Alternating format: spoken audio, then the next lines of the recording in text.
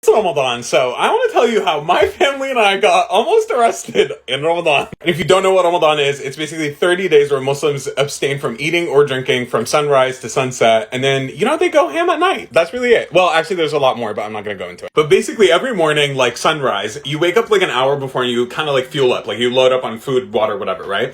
And usually there's a guy, his name is like Msaharati, that's his like title, and he walks around with a huge drum and he just like bangs and like says like a chant or whatever, and he kind of like wakes up everyone in the neighborhood, so then everyone can wake up and like eat and stuff, right?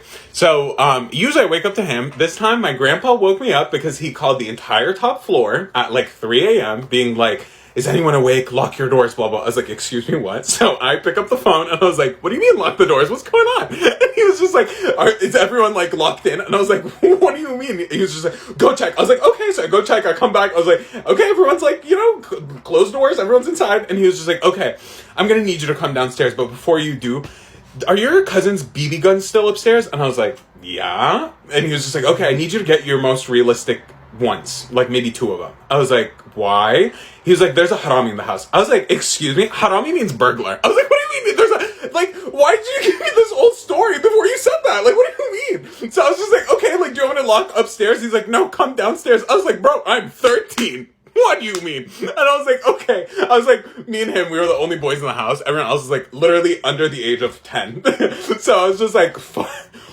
I can't swear it's Ramadan. Okay, it's a lot. Forget about that. Anyways, moving on. So basically, I go downstairs. I'm holding both of them. I see him, and he's in the kitchen. He's in the kitchen. So we're gonna stand on either side of the door, and we're gonna like jump in. And I was like, okay, where's grandma? And he's like, your grandma's a dead sleeper. Like she's asleep and she won't wake up. And I was like, fair enough. So he's like, okay, you're gonna turn the lights on. I'm gonna point it at him, and then you throw a chair at him because like I don't think BBs are gonna hurt that much. And I was like, fair enough. So he's like, 3, 2, 1. I turn the lights on. He's like, get on your floor. And then I throw a chair. The guy, like, we started understanding everything. The guy's like 45 years old. He fell on the floor.